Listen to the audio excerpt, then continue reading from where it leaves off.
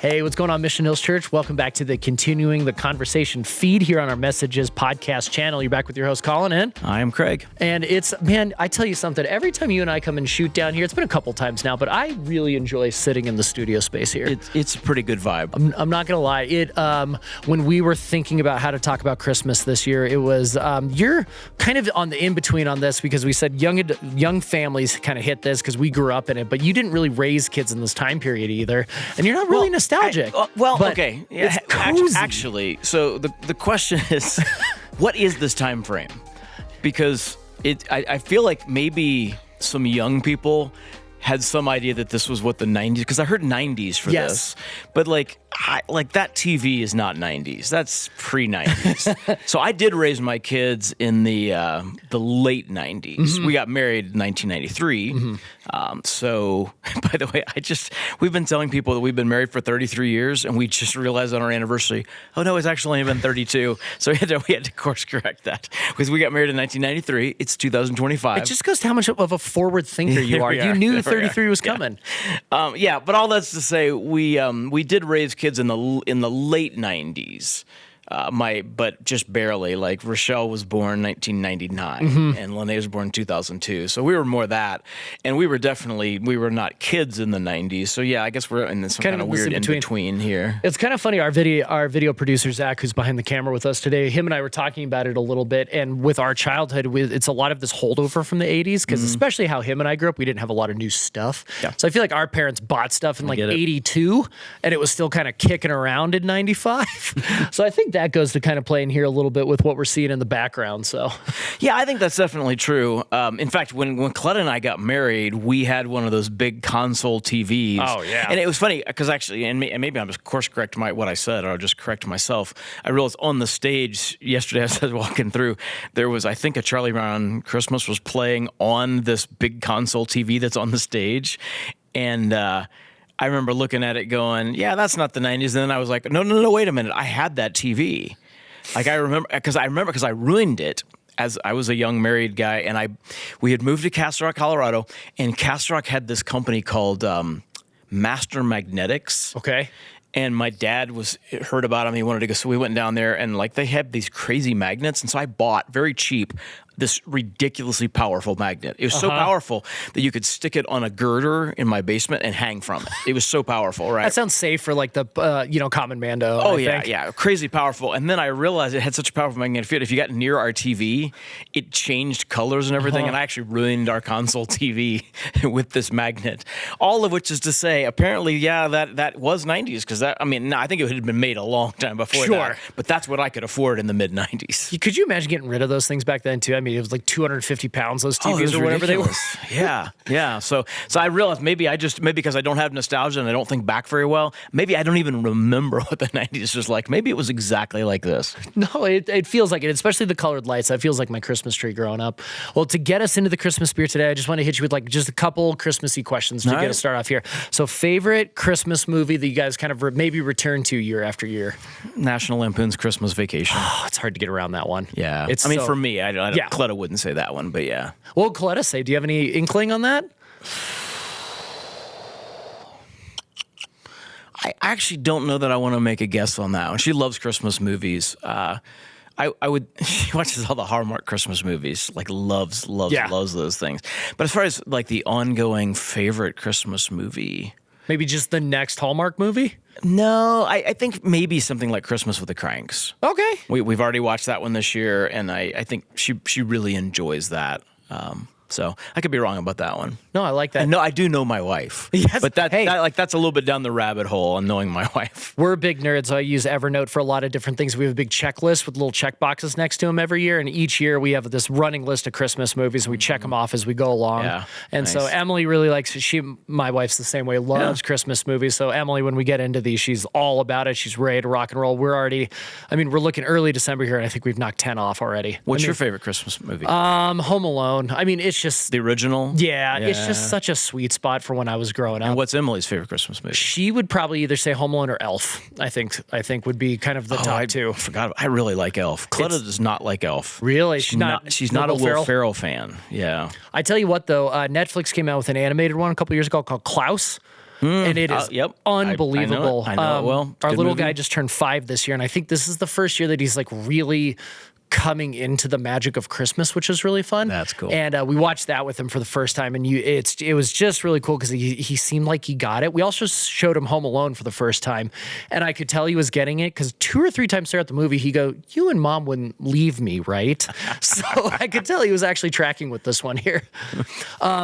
Next question I got for you: what was your favorite thing you got, either as like a middle school, elementary school, young kid? What's something that you still remember to this day?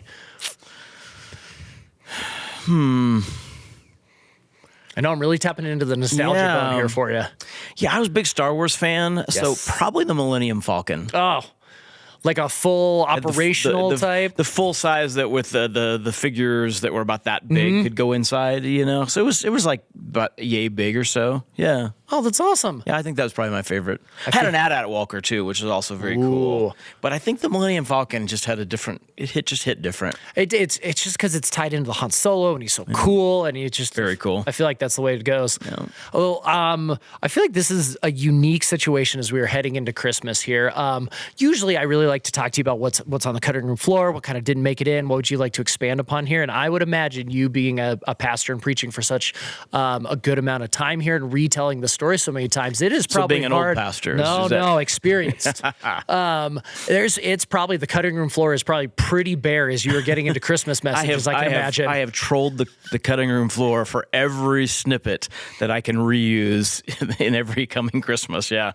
Is it a daunting task as you get into situations like Easter and Christmas, because you go, I've got the same story that I have to tell, because it's the other thing that I like that you always remind us about is people are more open to receiving an invitation around these types of holidays than ever before. So it's really cool to get to hit that message of the light of the world coming down to us. But you're trying to think of, well, there are new people coming in who are going to hear it for the first time, but then you're also going to have people that have heard it for 20, 30, 40 times. So is it exciting? Is it daunting? How does that hit for you as you start planning? I love Christmas, and Christmas is always exciting. I love Easter. Easter is always exciting. It is also daunting for exactly the reason you're articulating, Colin. Like so many things, it's not a problem you can solve. It's a tension you have to manage, right? And in this case, the tension that I'm managing is always, I need to be faithful, but I need to be fresh.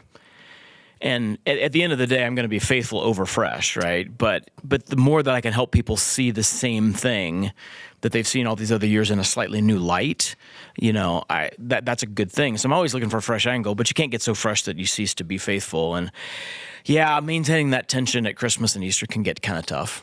Yeah. That's a really cool way of looking at it. And I would imagine that a lot of the times you can see when that becomes an inverse problem, that's where you kind of start running into issues a little bit, where it's the fresh over faithful. I mean, the reality is, and I think we maybe even talked about this on this podcast, that most people don't remember what I said last year. And even though you do. And they certainly don't remember what I said 5 years ago. I mean, even my wife, again, I think maybe I told this, but I'll tell it again, Cleta. I was kind of she was going through a message I was going to do for Christmas Eve, or maybe it was Easter last past year. And as an experiment, I actually repeated a couple of things from the previous year. And she ran and she saw them. She's like, "Oh, I really like that. That's really helpful." And I was like, "Oh, so you've never thought about it like that before?" She's like, "No, I've never thought about it like that. That's really good." And I was like, "Okay, that's exactly what I said last year." So even my wife, who really does listen, I mean, she's so encouraging and she takes notes. So this past weekend, she listened to the message on Saturday night, and then she went to the church at Castle Rock on Sunday and listened to it again and took notes both times and had feedback. So she is paying attention. And in spite of the fact that she pays attention, like, she didn't remember what I said from a single year ago. So I'm trying to give myself permission to go, like, you can maybe reuse some of the stuff that's pretty good that God's given you, and it doesn't have to be entirely fresh. But there's still always this desire to be, if for no other reason that I can get bored. Yeah. Like, I can't imagine myself preaching a message from Christmas Eve, even if it was 7 or 8 years ago. I'm just like, something in my soul, like, I can't do that. I feel like we have that conversation with Danny Ortley, our Weekend Experience executive pastor, oftentimes, because he'll go, "We need to switch up the music. You know, I've sung the song 45 times or something like that in the last 6 months," and then we have to remind him. You might help me on the statistic here. The average person attends like 1.6 times a month now, somewhere in there. I don't know what it currently is, but pre-COVID, that was the number. I actually think it's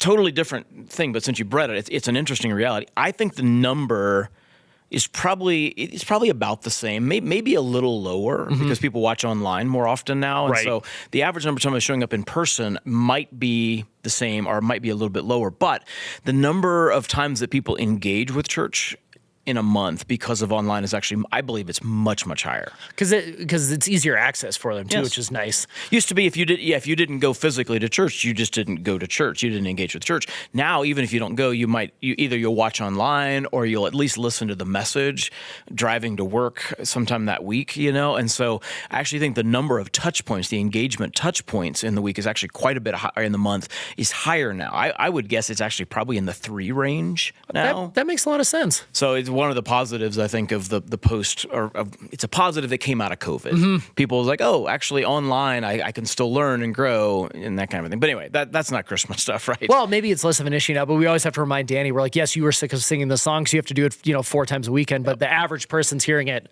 once every 2 months, maybe. So it's kind of that same thing, I would imagine. So I really liked your approach kind of coming in. This was kind of the setup weekend that we're going to have, kind of like kicking off the genealogy, kind of moving into the Christmas season here. First question I had for you right off the bat is genealogies are brought up, and oftentimes, my eyes tend to glaze over these. Sure. Can you just help us walk through like why these are so important? And how to think about them? Yeah, here's what I think probably we need to understand, and it's a weakness, I would argue, in what we would call the evangelical church, right? Within the evangelical church, there has been a movement over the last 150, 200 years in reaction to liberalism. Liberalism kind of started going, oh, the biblical stories aren't true, they're not historically accurate, they're myth or whatever. The evangelical response to that was, no, these things all happened, they're all factually accurate, they're historically, locked in. And I believe that's all true. I'm not questioning the historical accuracy of Scripture in the slightest.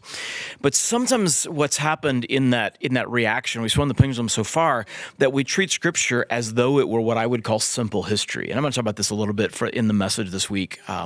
But there's a difference between simple history and what we get in the Bible. I would argue simple history is what a lot of us learned, unfortunately, in middle school or a grade school. It's names and dates and facts and figures and times and places. And the goal of it is make sure you know the names and dates and facts and figures and times and places. And you're like, what do I do with that? The Bible is not giving you that at any point. But sometimes this evangel focus, but it really happened because we were like, I want to prove that the walls of Jericho came down, right? And so we're going to, give some apologetic evidence for what we've done archaeologically. Like, okay, and it happened. It's really true. Yay. So what? But it happened. That's what, God's powerful. Yeah, but if you read the story of Jericho, it's very clear that what they're telling us is not this thing happened. They're telling us something about the God who stands behind history and who is revealed through it. And that's the difference between simple history and what I would call theological history. Theological history, it's historically accurate, but it has no interest in communicating names and dates and facts and figures and times and places. It communicates something about who God is that is revealed through these historical events. And they're revealed not only through the historical events, but they're through the Holy Spirit-inspired presentation of these historical events. And so the way the story is written matters a lot, which is why I was kind of talking about this on this past weekend. One of the ways that I think you can get out of genealogies, what God put in there about himself, is to look for places where the rhythm breaks, because that's the presentation. And by the way, most of these were intended to be heard, not read. Somebody was going to read them out loud, but the vast majority of people would have heard them. And so if you hear Abraham had Isaac, and Isaac he had Jacob, and Jacob had Judah and his brothers, when you're hearing that, when you're skimming it with your eyes, you just skim over the and his brothers part. But when you hear it, Jacob had Isaac, you suddenly, you heard Judah and his brothers differently, right? And that's how it was intended to be experienced in an audible sense, in an auditory sense.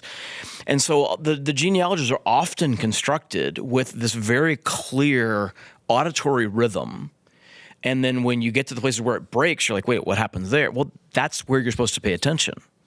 That's the cracks that allow you to see through, and God's showing himself through those cracks, kind of a thing. And so I think we need to approach genealogies and really, honestly, all the historical accounts in Scripture with that perspective. Yes, it's historically accurate, but that's not any more than just foundational. Yeah, it happened. Great.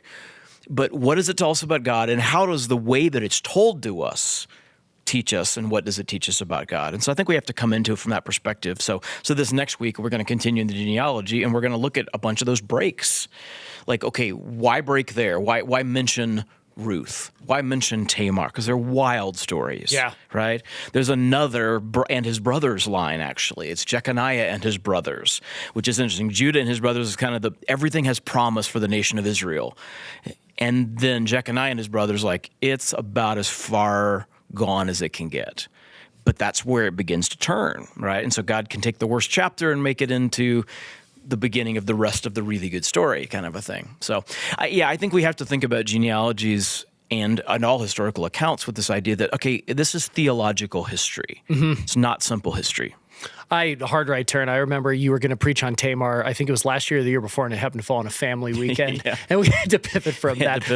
Just as a small offset there. But I think kind of the break in the rhythm leads me into the second point I want to talk to you a little bit about, where both women in the story come with servants in it, and it kind of talks about the brothers in it too. I was wondering if you could help us understand not only the genealogy here, which is really cool to hear about kind of that auditory piece. I think it's why they tell kids that they need to write as opposed to type, because when you type a K and you type an L, it's the same keystroke with your hand, but when you write a K and write an L, you're kind of learning through process on that. So I like to think about, that's really cool to think about the auditory piece of it. Can you help us, but back to my question, can you help us think a little bit about why they both came with servants in the story here and kind of how the brothers worked into this? So you're asking so Leah and Rachel got married to Jacob, but specifically the text says that they both had servants that came, and the father Laban gave as wedding presents, and not correct? only a servant but named servant. Yeah, that's the kind of thing exactly. You pay attention, like that's a weird detail. Yeah. Because here's another piece to this. How do we think about this stuff?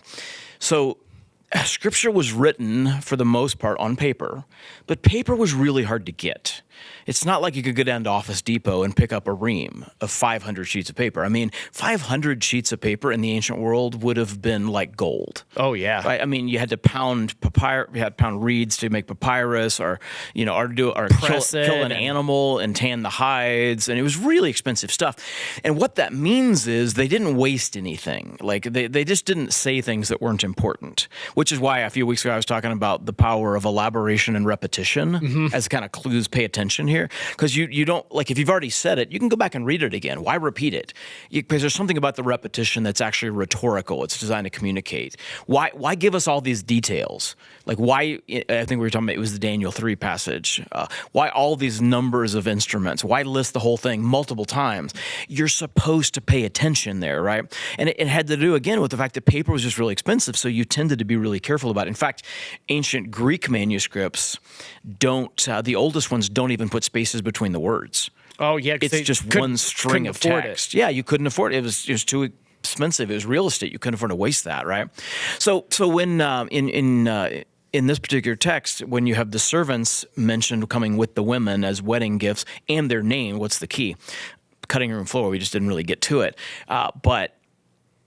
So Leah has 4 kids. We talked about her kids. Well, Rachel eventually has some kids, but it's a pretty interesting and sordid story. There's a servant. Jacob ends up sleeping with one of their servants because the woman's like, you sleep with my servant. Because I'm like, I think it's Rachel next. Rachel's like, I'm not giving you kids, so I need you to sleep with my servant. He's like, oh, okay. And so he's, I don't know how much he fought against it. I don't know. Yeah. Not specified. But, so, I had some kids, and then Leah's not having kids, and she's like, all right, we'll sleep with my servant. He's like, oh, okay, I'll do that. And so and then I think, and then Rachel has some kids, and there's some back. And that's why there's 12 brothers, right? Just because of all of the different pieces moving here. Yeah, he's got 2 wives and 2 servant women, very different times, obviously. Nothing about that anyone should be emulating. We probably don't have to say that, but let's just be really clear about it. So that's why I think the servants were mentioned by name, because they're actually moms of tribes of Israel. It's all through Jacob still, but that's why there's so many of them. Yeah, it wasn't one woman who had 12 sons and daughters. It's 4 different women. That's really interesting, and especially that comes into those like no detail spared or whatever. Because oftentimes I know when I'm going through the Old Testament too, I love asking you these questions. I go, is this a cultural element of the time, or is this something that I need to stop and pay attention to? Because I feel like those two often play tension to how I'm reading through a story. Oftentimes, how do you come about that? I mean, I know you are a well-versed scholar in those areas, but do you ever do you have certain resources that you like to go to, and you're like, okay, this is mentioned. Why should I care about this? Do you have certain resources that you go to? I know the Blue Letter Bible is always one that people like to see. Yeah, it's very helpful, and I don't use it very often. I have some other tools that do similar kinds of things that I've had around for a long time. So I think it first starts with just it's the lens that you're looking at the text through. And I just, by God's grace, I've had some education, some experience. And so I've kind of learned how to ask the right questions of a text. I mean, that's the key, right? Even in relationships, asking good questions is the heart of it. Asking the right questions when you're interviewing somebody allows you to get at the right thing. So I'm looking at a text kind of like an interview. Okay. Like, what are the questions I need to ask of this? And I've just learned over the years things like, oh, that's interesting. I mean, it's a servant. And each wife comes with a servant, and the servant is named. That's like, that just catches my attention in a way it probably wouldn't have 30 years ago, but now it's just like that stands out. And so I've learned to ask those questions. Once I'm asking the questions, then I've got a raft of resources that I'll look to. I'll be honest, I use ChatGPT a lot these days. ChatGPT can hallucinate, and so sometimes the answers it gives back are not very good. But that's the advantage of the education that I've had is I can look at an answer and I can go, I'm not so sure about that. And then I can do hard research on my own. But a lot of times what I'll use it to do is like get the data for me. And so I'll go, I'm looking at a Hebrew word and my gut says this Hebrew word is unusual. Now, what I will usually do at that point is that I'll go to one of my Bible study programs where I can find that root word and I'll go, give me the root of this in every variation throughout the entire Old Testament. And I'll start skimming through it and then I'll start to go, yeah, there's some patterns in how this word gets used. And that's when I'll go to ChatGPT and I'll say, hey, here's the root word. I want you to, and I'll name some scholars, right? Like pay attention to what X and such says about this if you can find anything, and give me citations. And so I use it as a research assistant, and then it spits back a lot of stuff. Whereas before I would have been paging through commentaries. Yes. I use ChatGPT a lot to go get the stuff and give me the citations and then look at it.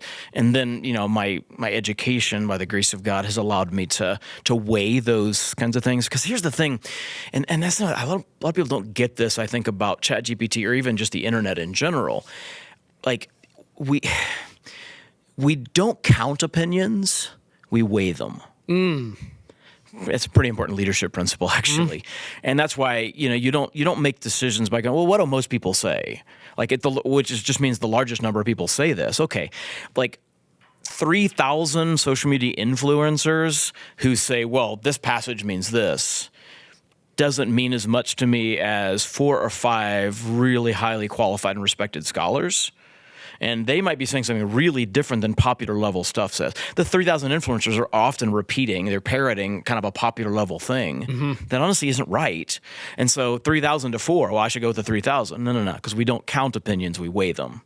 So that's what I'm doing. And ChatGPT is speeding up the process. And rather than paging through commentaries, I can have it go find me the pages of the commentaries. And then I can weigh it against my own interpretive instincts as well as other scholars and what I know. That's a cool way to think about it, too, as a research assistant, another tool in the toolbox, rather than the definitive answer that it brings back to you. I mean, the reality is I give ChatGPT assignments that, like, if I had a research assistant, he would not last for more than a week. It's like, really? Like, you made me do something that took me, like, 13 days to gather all that data, and then you didn't even mention it in the sermon. Like, yeah. Yep, because I did the work and now I'm really confident that it means this and not this, and I don't really need to make a point about this. Or, I spent 7 days researching this and it was a 12-second comment. Yeah, but I wanted to know the comment was accurate. But it's so great to have this artificial research assistant that can go gather that data and allow me to then, like, I can assess the data, whereas, like, honestly, ChatGPT's allowed me to be more confident about what I'm preaching now than I ever was before, because I wouldn't have enough time to go do all the research for each of those individual pieces. And the hard research on the back end is the good thing. My wife and I just did open enrollment for our little guy in Littleton Public Schools here in Denver, and I was doing a bunch of research, and I said, hey, can you give me a breakdown of this, that, and the other with a bunch of these schools? And one of the schools that came up, I wrote back to it. I said, I don't think the school exists. And it writes back to me, it goes, you're right, I'll correct that. Yep. And it gave me, like, student population there, like teachers' contact info, a website, a street address, and I write back and I looked it up and I go, East Elementary doesn't exist, and it's like, you're right.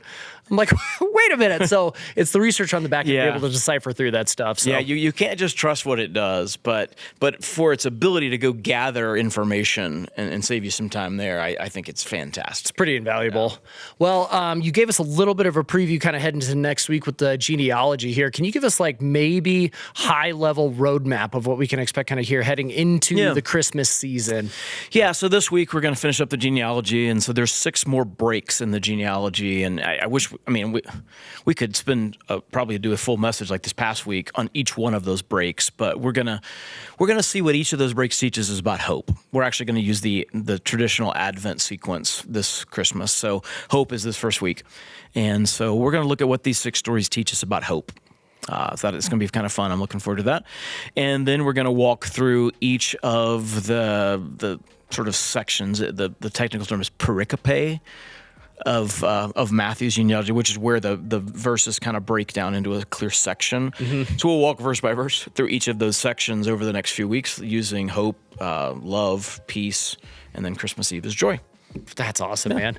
Well, thanks again for joining us, you guys. If you're looking at joining Mission Hills Church for Christmas Eve, visit us at missionhills.org/Christmas. We have 4 campuses that all have identical candlelight services kind of spread out over the course of the 21st is our Espanol campuses. And then on the 23rd and the 24th, we're splitting them up between Littleton, North Littleton, and Castle Rock. So find a time that works for you. We'd love to see. And all of those all the Littleton times are also going to be repurposed online. So if you can't make it in person because you're listening from a different state, we'd love to see you online. And per usual, if you have any questions during this awesome Advent and Christmas season, email us at info@missionhills.org.